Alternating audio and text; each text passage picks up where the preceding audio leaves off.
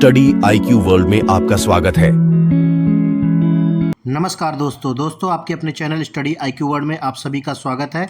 जैसे कि आप लोगों ने कई खबरों में और कई न्यूज़ आर्टिकल में देखा होगा कि रूस में हमारे नौसेना जो आईएनएस तबर है उस पर जो है भारतीय नौसेना का स्वागत किया है व्लादिमीर पुतिन ने। तो ये स्वागत क्यों किया है और ये आईएनएस तबर वहाँ पर क्या कर रही है रूस में, तो इन सभी चीज़ों के बारे में इस वीडियो में हम लोग डिटेल से बात करेंगे और साथ ही साथ इसके बारे में हम आपको और भी बहुत कुछ जानकारियाँ देंगे। तो चलिए शुरू करते हैं। लेकिन शुरू करने से पहले आप लोगों से मेरा निवेदन है कि अगर आप लोग इस चैनल पर नए आए हैं तो प्लीज़ इस चैनल को सब्सक्राइब कर दीजिए और सब्सक्राइब करके बेल आइकन पर क्लिक कर दीजिए ताकि नियमित रूप से आपको आपकी वीडियो मिलती रहे। इस चैनल पर आप सभी को बहुत कुछ जानने को मिलेगा। पर आगे बढ़ने से पहले आपसे पूछूंगा एक क्वेश्चन यहाँ पर ये है कि 2024 में किस देश ने ओलंपिक खेलों की मेज़बानी की थी। आपके पास चार ऑप्शन है। पहला ऑप्शन है जापान, दूसरा ऑप्शन है फ्रांस, तीसरा ऑप्शन है ब्राज़ील, चौथा ऑप्शन है अमेरिका। तो सही उत्तर जो है आप लोग कमेंट सेक्शन में कीजिए। सही उत्तर मैं दूंगा वीडियो के अंत में। जैसा कि आप लोग देख पा रहे होंगे ये हिंदुस्तान टाइम्स का आर्टिकल है और इसी आर्टिकल के बारे में जो हम लोग चर्चा करेंगे विस्तार से। आपको मैं बता दूं कि रूस के राष्ट्रपति व्लादिमीर पुतिन ने रविवार को रूस की नौसेना दिवस के समारोह में भाग ले रहे आईएनएस तबर पर भारतीय नौसेना के कर्मियों का स्वागत किया है। व्लादिमीर पुतिन ने सेंट पीटर्सबर्ग में नेवा नदी पर मुख्य नौसेना परेड का निरीक्षण किया और रूसी नौसेना के नाविकों को बधाई दी है। जैसा कि आप लोग देख पा रहे होंगे पिक्चर्स में 2017 से आपको मैं बता दूं कि आईएनएस तबर जो है वहां पर क्यों गई है। तो ये चीज़ें मैं आपको बता दूं कि 2017 से चली आ रही यह परंपरा नौसेना की रक्षा में योगदान को सम्मानित करती है। इस साल जो है 20 रूसी सतह के जहाज, तोप वाली नावें, 4 नौकायान जहाज और एक पनडुब्बी ने भाग लिया है। विदेशी जहाज़ों में भारत का आईएनएस तबर, अल्जीरिया का प्रशिक्षण जहाज सुमोमम और चीन का विध्वंसक जियोजू शामिल थे। सेंट पीटर्सबर्ग में लगभग 2500 सैनिक भी मार्च में शामिल हुए। वहीं आईएनएस तबर के बारे में भी मैं आपको थोड़ा सा जो है डिटेल दे दूं कि आईएनएस तबर भारत के लिए रूस में बना फ्रिगेट है। आईएनएस तबर एक स्टील्थ फ्रिगेट है जिसे भारतीय नौसेना के लिए रूस में बनाया गया है। यह विभिन्न प्रकार के हथियारों और सेंसरों से लैस है।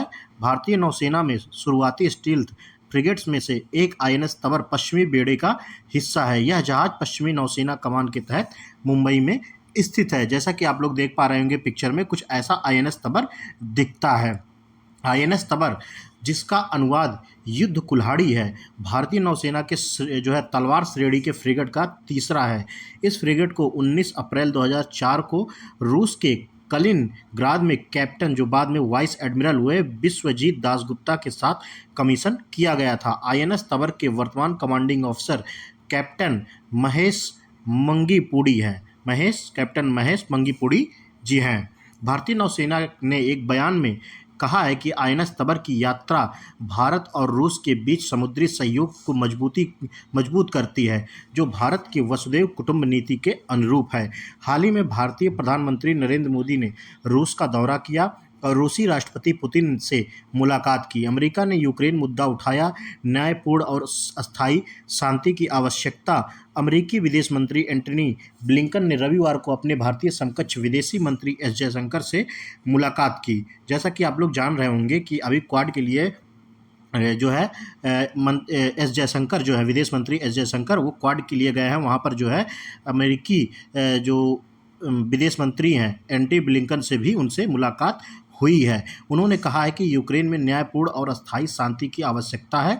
अमेरिकी विदेश विभाग के अनुसार ये बताया गया है। यह चर्चा मोदी के रूस दौरे के बाद और अगस्त के अंतिम सप्ताह में यूक्रेन की योजना बनाई गई यात्रा के रिपोर्ट के साथ हुई है।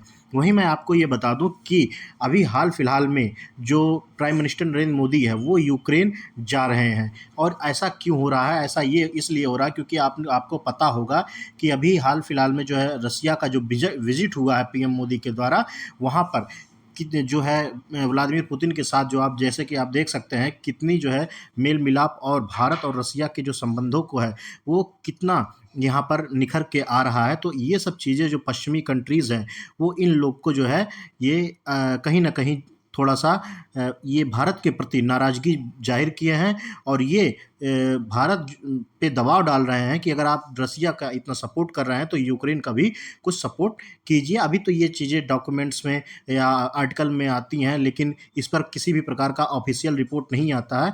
लेकिन कहीं न कहीं ये बताया जा रहा है कि प्राइम मिनिस्टर नरेंद्र मोदी का जो यूक्रेन दौरा होने वाला है अगले महीने, वो कहीं न कहीं अमेरिका के दबाव में जो पश्चिमी देश हैं, वो जो रसिया का इनका विज़िट हुआ था, उनकी नाराज़गी को बैलेंस करने के लिए यूक्रेन का visit America prime minister Narendra Modi करेंगे। तो देखना होगा कि जो प्राइम मिनिस्टर नरेंद्र मोदी हैं, वो अगले महीने जब यूक्रेन का दौरा करेंगे तो वहाँ पर रसिया के बारे में या यूक्रेन के लिए क्या बोलते हैं, ये देखना बड़ा ही दिलचस्प होगा। पीएम मोदी 23 अगस्त को यूक्रेन का दौरा करने वाले हैं, जो फरवरी 2022 में रूसी आक्रमण के बाद उनकी पहली यात्रा होगी और पुतिन से मुलाकात के बाद यूक्रेनी राष्ट्रपति व्लादिमीर ज़ेलेंस्की निराश हो गए थे। जैसा कि आप लोगों को पता होगा, जिस दिन प्राइम मिनिस्टर नरेंद्र मोदी वहाँ रसिया में गए थे, उसी दिन रसिया का बाय डिफ़ॉल्ट या आप कुछ भी समझ लीजिए, ये इन्होंने एक मिसाइल से अटैक कर दिया था, उसमें काफ़ी लोगों की जान चली गई थी। तो उस समय उन्होंने ज़ेलेंस्की ने ये बयान दिया था कि मोदी का नाम तो नहीं लिया था, लेकिन वर्ल्ड जो है टॉप वर्ल्ड डेमोक्रेसी जो है उन्होंने बोला था। तो कहीं न कहीं भारत ये लार्जेस्ट डेमोक्रेसी में पूरे वर्ल्ड में आता है। तो ये उन्होंने इंडिकेट करते हुए कहा था कि आप एक हत्यारे से जो है गले मिल रहे हैं। तो ये अपनी जो है नाराज़गी जाहिर किए थे।